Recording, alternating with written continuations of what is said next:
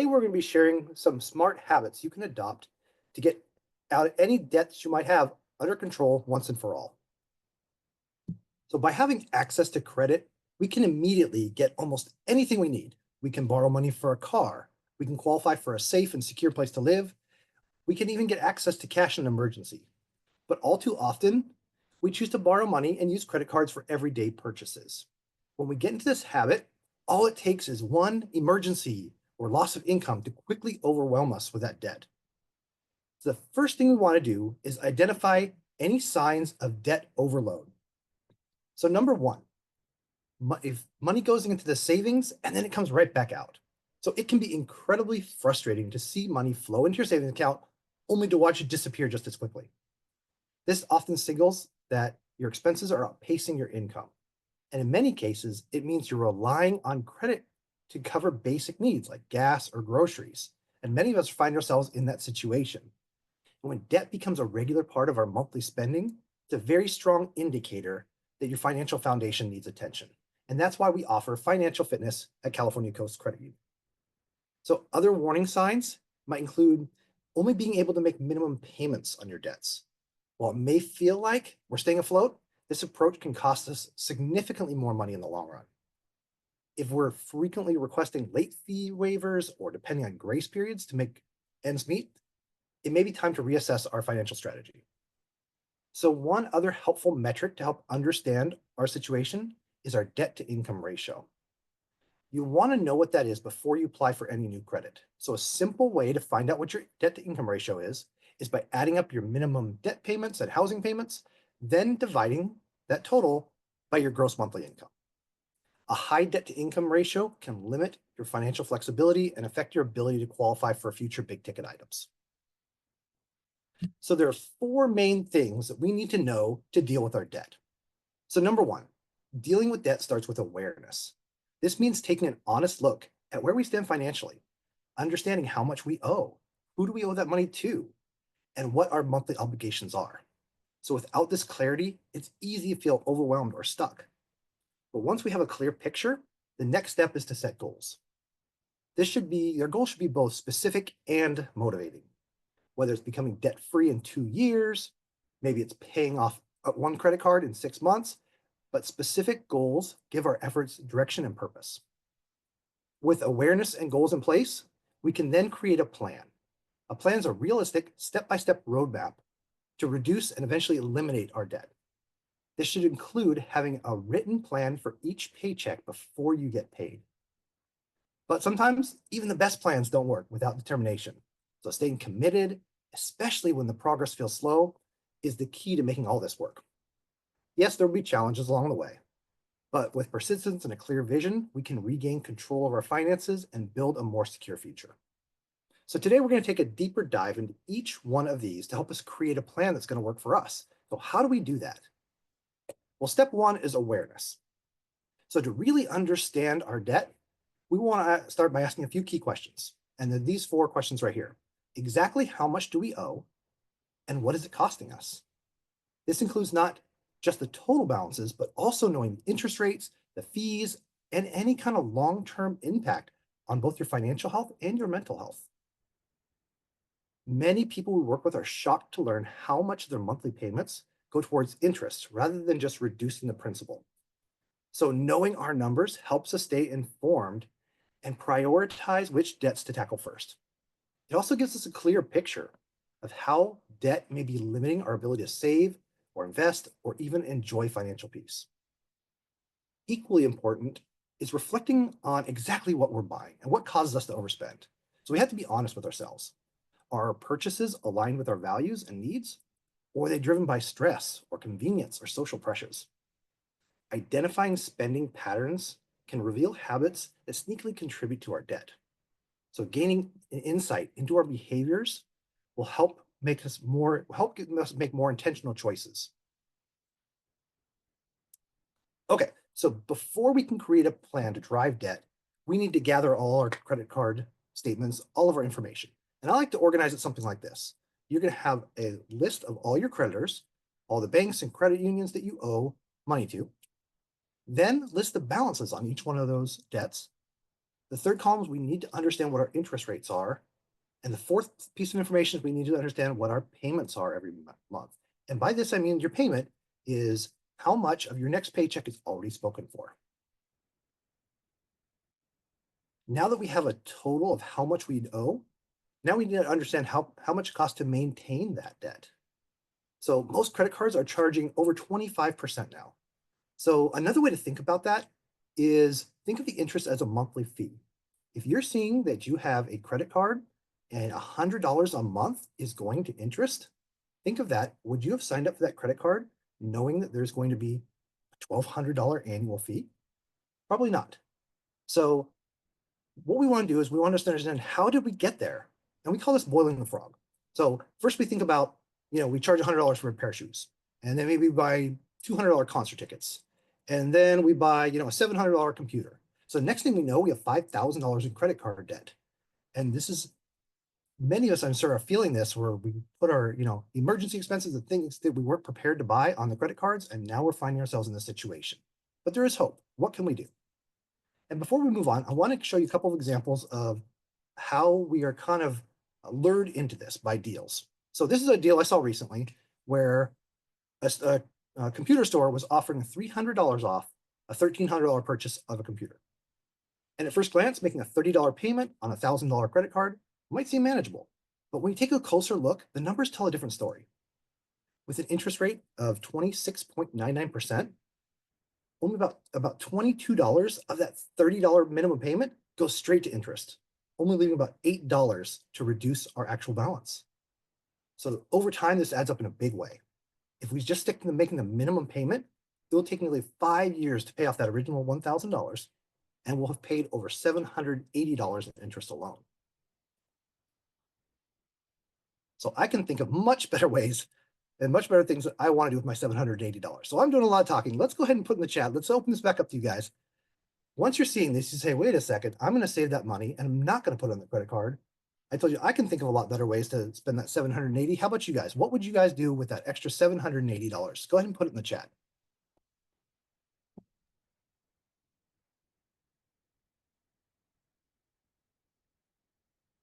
Will, what would you do with that extra $780?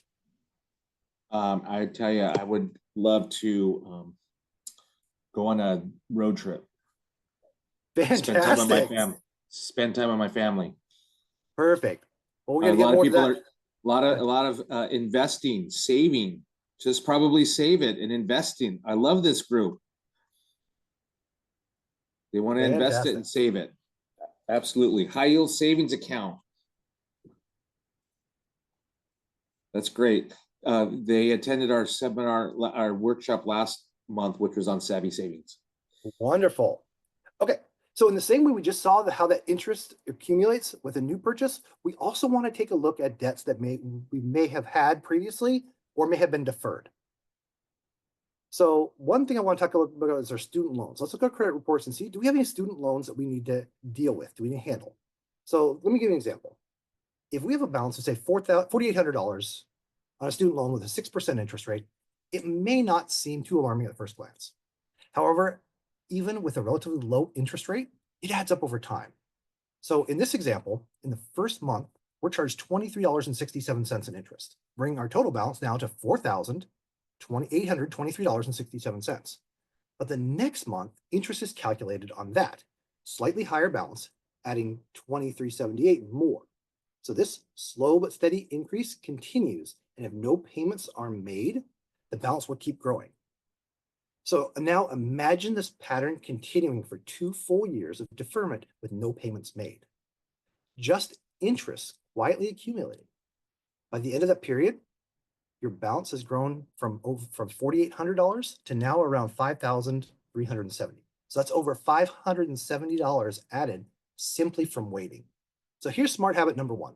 Stay engaged with your debt, even during deferment or grace periods. Even making small payments if possible can help reduce the impact of interest.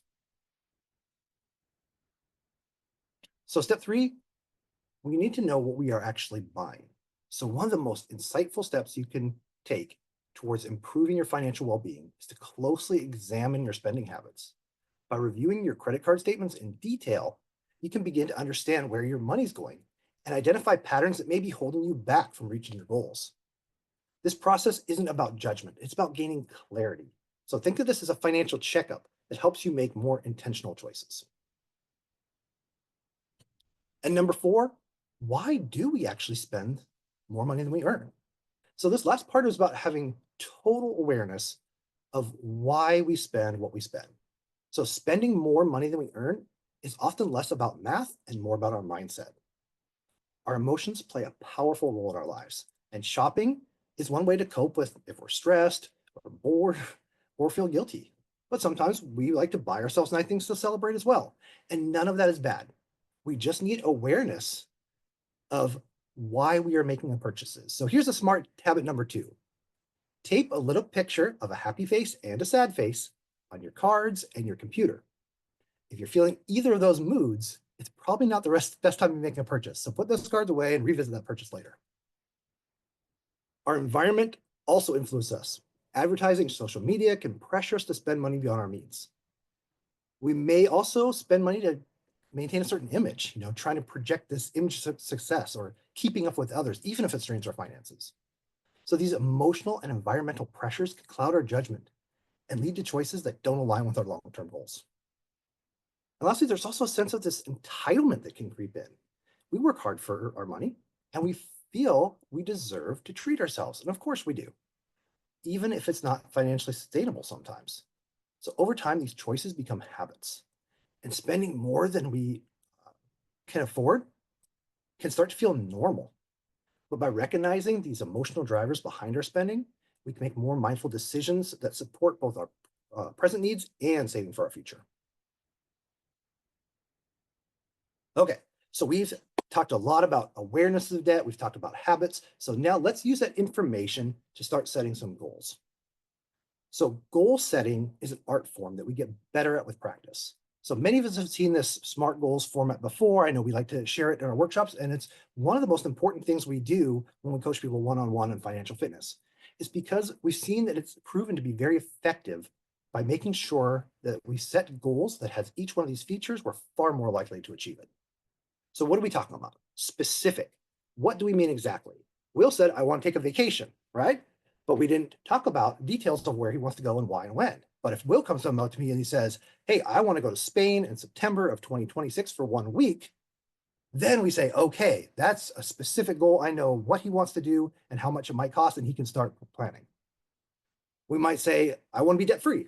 Well, that sounds great, but maybe we need to be a little more specific and says, I want to have all my credit card debt paid off in 2 years. So much more specific. So measurable. How do we know when we've achieved it? And how and by what time? So, and attainable.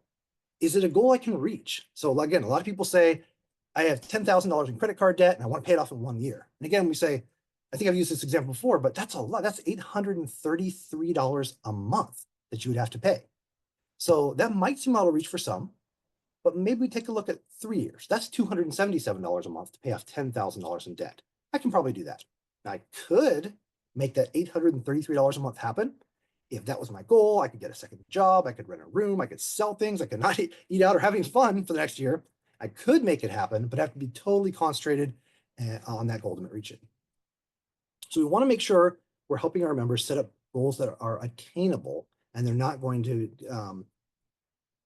give up because they're feeling like something came up and they couldn't reach it. So one other smart habit we do, we set goals like this. I like to set weekly goals. So if something falls behind, we have a bad week, we have 52 chances per year to set that, to reach our goal rather than just 12.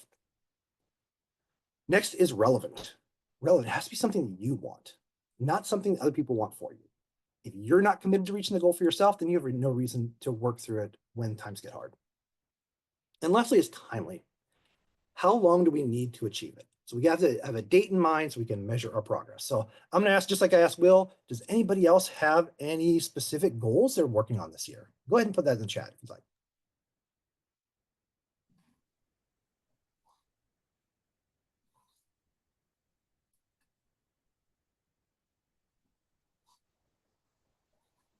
Credit card debt free.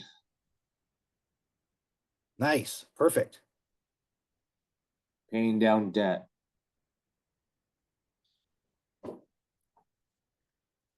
Perfect. I love these goals. These are fantastic. Yeah, like I said, we have a lot, we're talking about paying debt. We're being very general. Let's lock these down. Let's make them very specific. Let's get a dollar amount in there. Let's get a time frame in there. And again, if you want to reach out to us, be happy to schedule an appointment, help you out with that. Okay, so now that we're learning how to set very specific goals, we need to understand we don't want to start too big. We want to break our goals down into smaller, more manageable steps so we can focus on one milestone at a time. As you move forward, make it a habit to monitor your progress by writing down your successes. This will give you insight into what's working and maybe things you might need to adjust. And when you reach a milestone, acknowledge that win. You know, whether it's big or small, talk about it. Tell your friends about it. It reinforces that behavior and keeps your momentum going strong. So take a moment to reflect on how far you've come. Like I said, when you talk to your friends about it, and realize that growth is this continuous cycle, and each success lays the foundation for the next. So by staying intentional and reflective and optimistic, you create this rhythm of progress that keeps you inspired to move forward. Okay, so we've talked about awareness, we've talked about our goals. So now it's time to start setting up our plan. And it's time to take control of our finances. And we need to understand our net income is the foundation of our financial plan. So your net income represents the total amount of money that goes in your bank account after taxes and deductions are already taken out. And from this amount, you'll need to subtract some key categories. First, periodic expense savings, which cover things that don't have a due date, like car maintenance or vacation or gifts and holidays. And I think we've talked about those in some earlier classes if you've attended those. Next, we'll need to set aside a portion for emergency savings. And again, that's to build a financial cushion in case you lose your income. Lastly, then we'll need to subtract our monthly expenses, things like rent and utilities and groceries. And by the end, we need to make sure that our cash flow plan is positive. So let me say that again. We take our net income, we minus our periodic expenses, our savings, and our monthly expenses. And we want to make sure before the month begins that we know by the end of that month, we'll have a positive cash flow, meaning we'll have spent less than we've earned. So here's a sample of what a plan may look like. And I know this plan is pretty small to fit on one slide, but I want to break it down into some different components and talk to you about why they're so important. And you can see this, you're going to notice the after putting in your net income, the very first step on our plan is to set aside money for annual expenses. In this example, this person sets aside $612 into an account separate from their checking every month. And that's the first thing they do. And you may be thinking, well, that's not the first thing I do with my money, or that seems like a lot to set aside. So I want to share why that's our very first recommendation. So the reason that's our very first recommendation is because rule number one of getting out of debt is to stop using credit cards. And we always ask, but how do we do that, right? So these are the categories that we find almost all credit card debt comes from. So we're going to walk through this example a little bit. So last year, this person spent $500 on home repairs. They spent $500 on medical, dental copays. They spent $240 on their DMV registration. They spent $1,000 on their auto repairs. These are all approximations. They took a trip, cost about $2,000. They spent about $500 on clothes. They're very generous. They spent $2,000 on gifts and holidays. They spent a couple $100 on haircuts. And lastly, just going out and they kind of tracked their expenses for 1 year. And then going out to concerts and movies and just weekend stuff, they spent $400. So, and maybe this example is a little too conservative. Maybe you or I spend a little bit more or a little bit less in some categories. So again, I'm going to open up the chat. Go ahead and put it in there. Talk about what you guys did. If you're a homeowner, you're probably spending a lot more on house repairs. So give us an idea. How much do you think you spend on house repairs? If you want to put in the chat, go ahead. Or actually, instead of just telling me examples, think of some things, put in the chat of things you've had to replace this year. Let's do that instead. What have you had to replace this year in your home? I see a roof. Oh, wow. Okay. Water heater. They're coming out big. Oh, they're coming out big. Let's see. Yeah. So this example I gave you, this person didn't have to maintain a home. So they weren't repairing those things. So if you're a homeowner, again, we're going to see a lot more expenses. One attendee said mini split. Somebody said $2,000 a year typically. So you can see how important these things are. Okay, let's throw in the chat how much. No, give me some examples of some auto maintenance you've had to pay in the last year or two. Let's put those in the chat.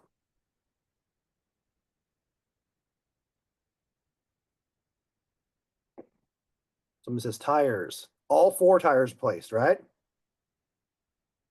Yep. I'm sorry. I think you guys kind of bummed you guys out here. All right. Great. You know, let's do something fun. Let's talk. Put in the chat. What was the best vacation you took? And how much did that cost? Let's put that in the chat. What your best vacation you've taken, or one you hope to take this year?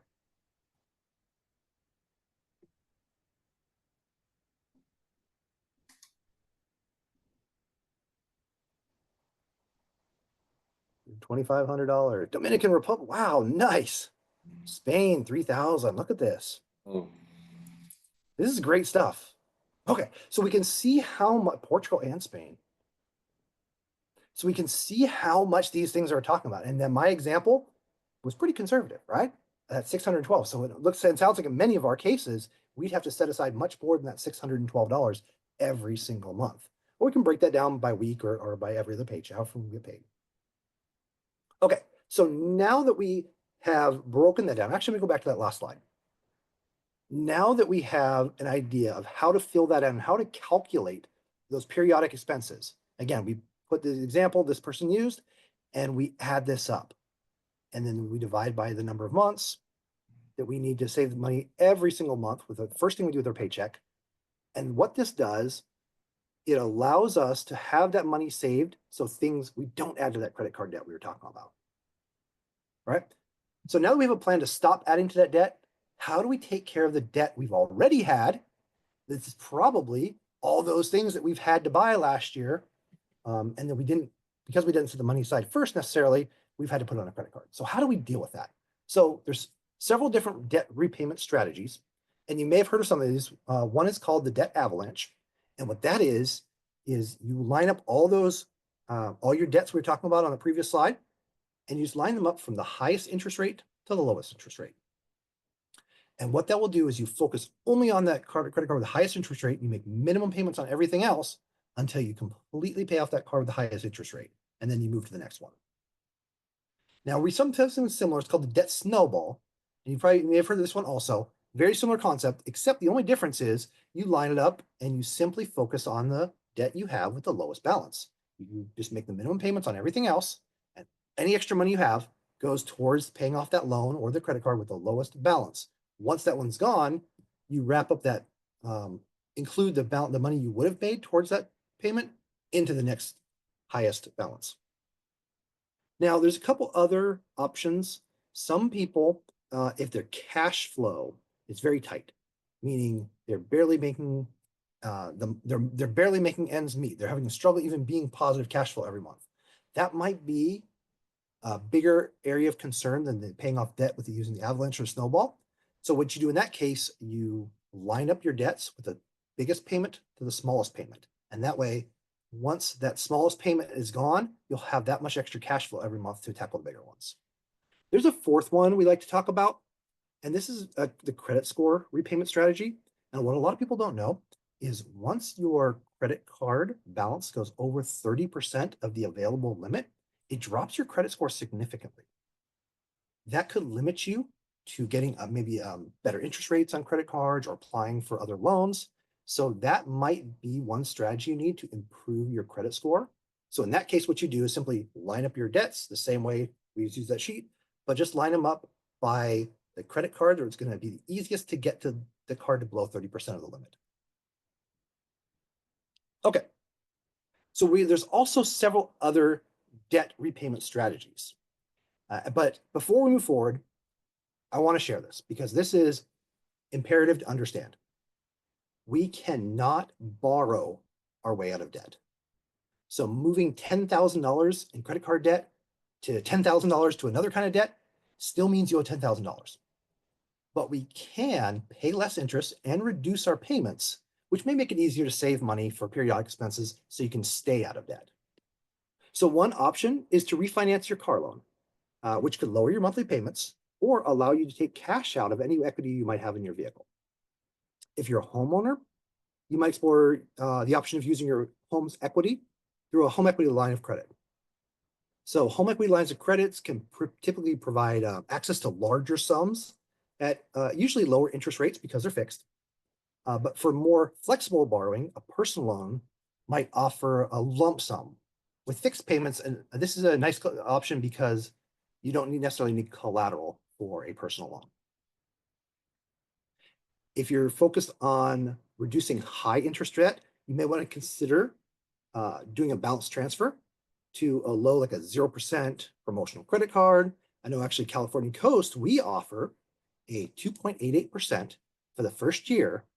And what's really unique in the balance transfer industry, in the industry entirely, is we don't charge any balance transfer fees. So that's a huge advantage, and you might want to take a look at. So you want to be mindful of those balance transfer fees and when promotional period ends. Let's see. So another streamlined approach is debt consolidation. So that can combine multiple debts into one more manageable payment. And also it typically offers a lower interest rate.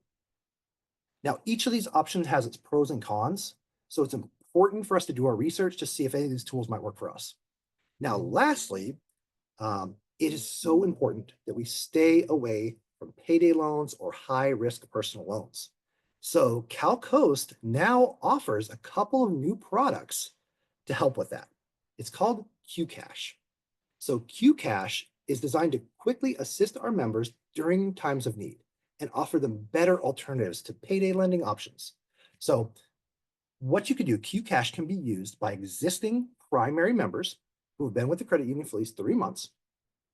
And the approval is not a credit-based decision, but is based on your deposit history with the credit union. So here's a couple examples of how that might work. So maybe you are using payday loans and you're just stuck in that payday loan cycle. Well, let's take a look at, you can go to the website and take a look at QCash, and we can let our members sometimes borrow between $400 and even up to $2,000 with an interest rate of 28%. I know that might sound like a lot, but it's much less than getting stuck in that payday loan cycle. You have a term where you can pay that loan off in full. Maybe you have a life event and we need to borrow a little bit more. Well, then again, we have loans between $500 to $4,000 with an interest rate of 18%. And you can see what those repayment terms look like. And again, based on your deposit history and relationship with California Coast. Okay, another smart habit to being debt free, and I don't think I can understate this enough. If you're seeing these buy now, pay later, if any of these logos look familiar to you, right? These buy now, pay later, it's a relatively new form of payment that allows consumers to purchase an item and repay that balance in installments. But unlike applying for a credit card, buy now, pay later loans usually don't require a credit check. Instead, these programs perform what's called a soft credit check to determine someone's eligibility. So buy now, pay later services are typically not reported in your credit report. And because of this, shoppers may be less cautious when using these deferred payment services and accumulate even more debt than they can manage. So this is a really big issue that we're starting to see a lot.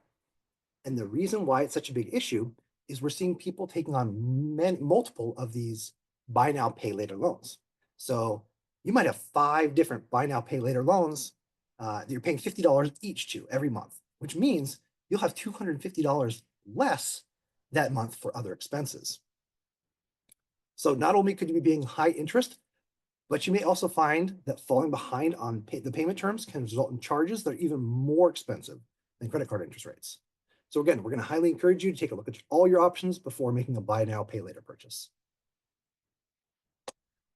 Okay, so I hope we've provided you with some valuable information today to stay on top of your smart habits, to stay out of debt. But our last part, step 4, is determination. So determination is the driving force that keeps your goals within reach. So by checking on your plan often, you gain this clear understanding of where you're headed, and you see how each step contributes to a larger vision. So determination isn't about necessarily just pushing forward. It's also about protecting your priorities, saying no to distractions that don't align with your goals, creating a space to say yes to what you really want. So there's some important and final things to remember. Don't beat yourself up. If you're feeling overwhelmed with debt, you're not alone. We're here to help, and even small wins are a step in the right direction. It's important to stay flexible and open to the change in life. Life can be unpredictable, but by keeping a clear understanding of your bottom line, knowing what you can afford, you will see how each decision impacts your overall financial health.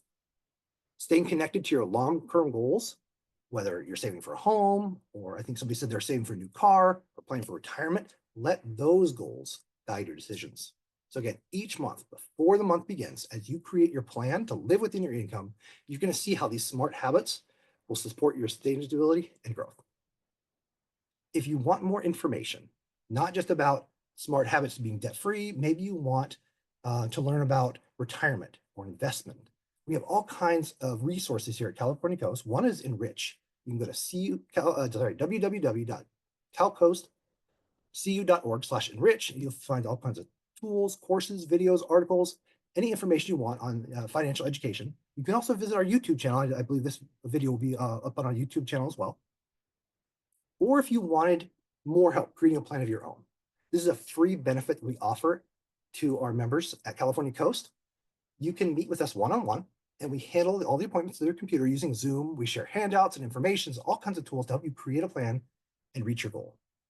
If you'd like to meet with us individually, my contact information is right here. My name is Jevin Boyer. Yeli Fernandez is our Spanish speaker, and Carolyn Rose is the manager of our program. How much of our budget should we allocate towards debt repayment? So that's a great question.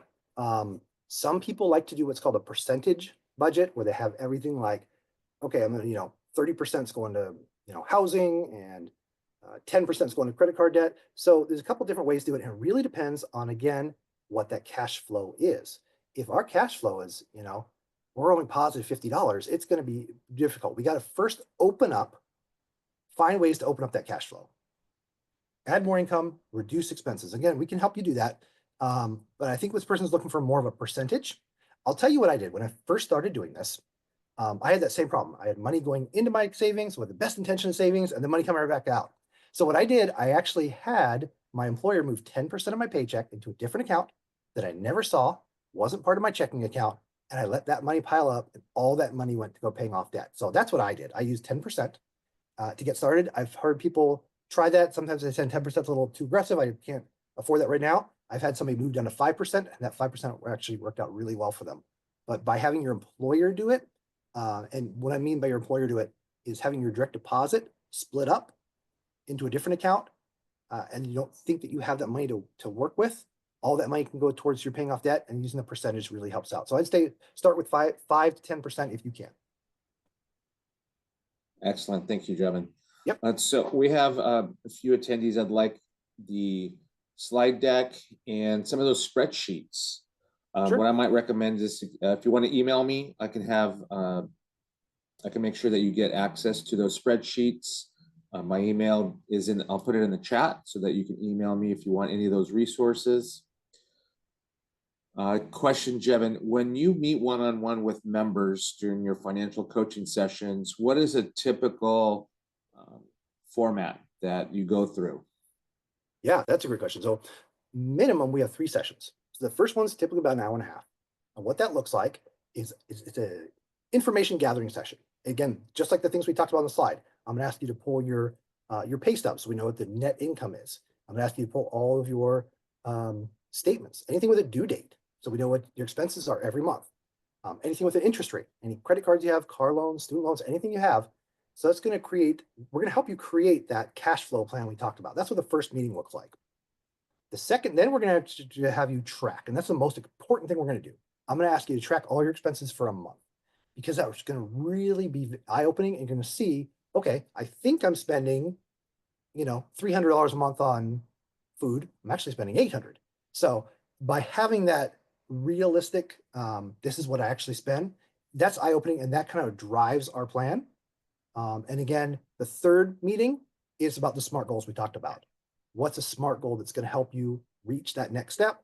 Once you've got your cash flow, your periodic expenses, you have those accounts set up we talked about, you're on the way. Then from there, we just keep adding the momentum of the SMART goals. Excellent, thank you. Yep. Another question is, what are some of the biggest mistakes people make when they want to attack this debt? Yep.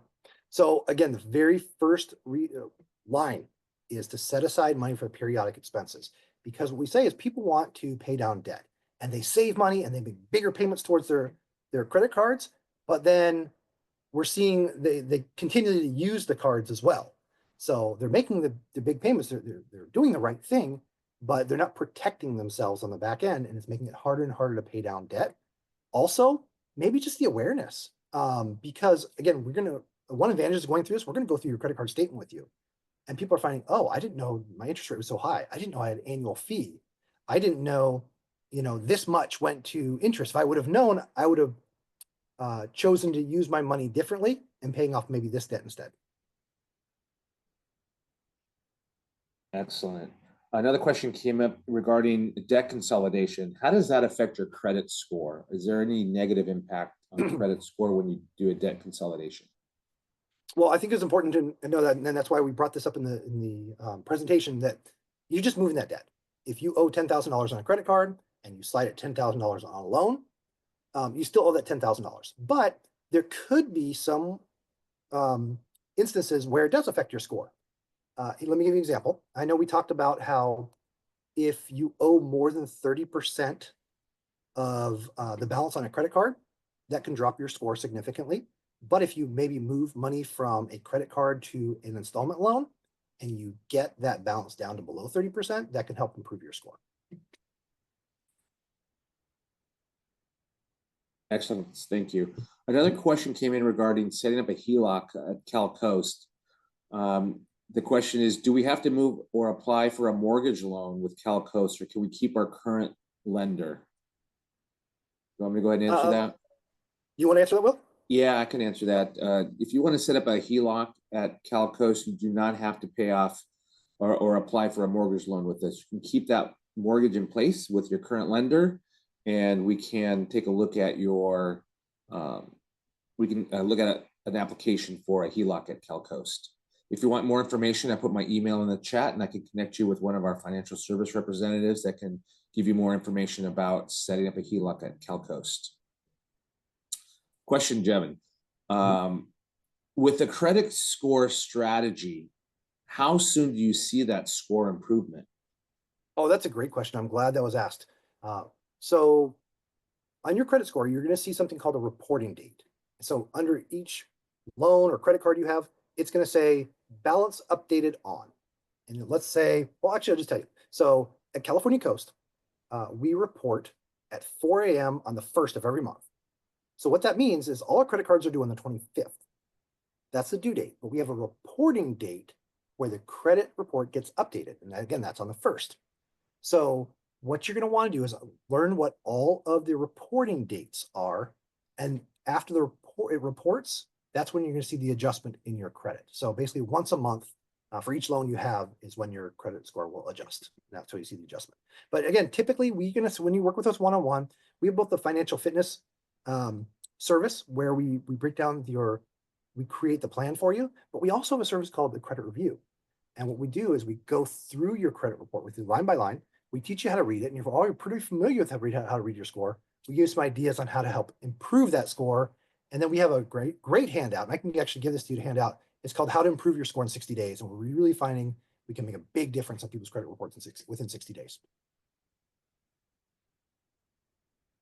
Great, thank you. Another question came in about how do you balance saving for an emergency, saving for periodic expenses, and paying down debt? Yep.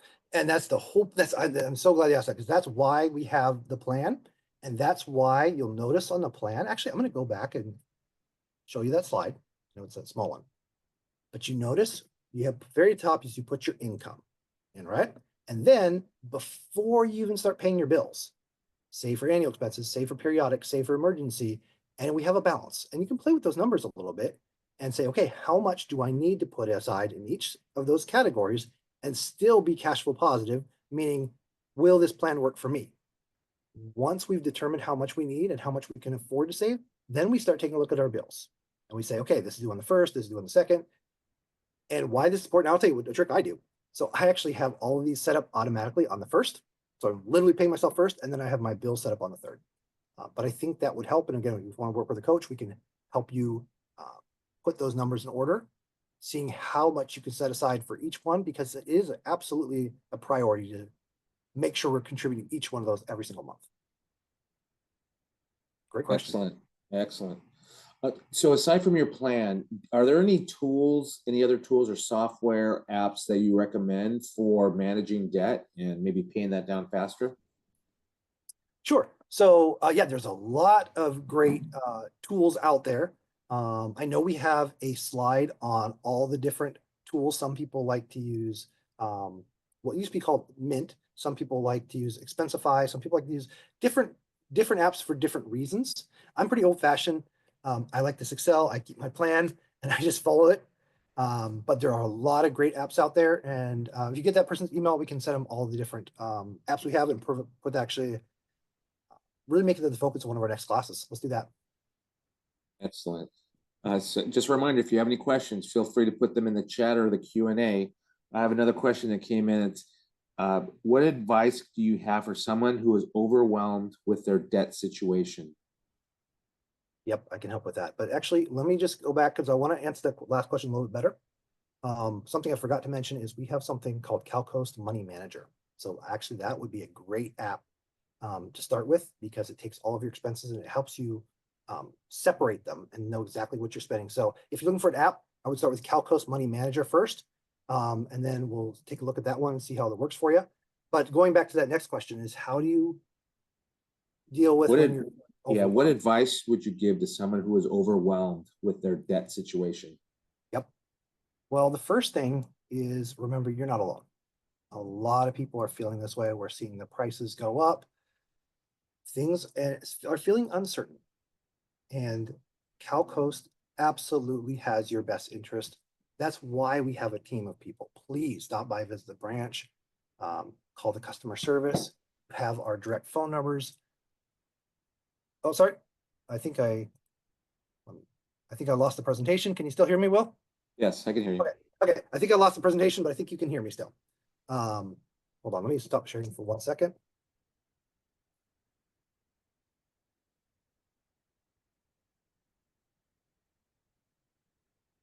Okay.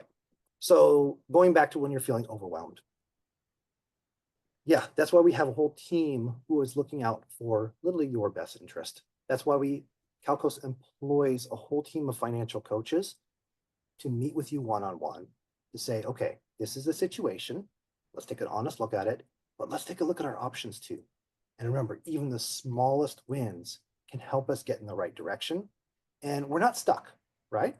We just need a little bit of clarity, and we need a little bit of peace and reassurance. Yes, we're feeling stuck, but this isn't a forever situation. Maybe we're not going to get out of this debt in 1 year or 2 years. It might take 3 years. It might take 4 years. But when we have a plan and we can see the light at the end of the tunnel, that's where the power comes in. So yeah, please make an appointment for us if you're feeling that way. Thank you for Jevin. That was a lot of great information. Until we meet again next month, wishing you continued success on your path to financial well-being. See you all soon.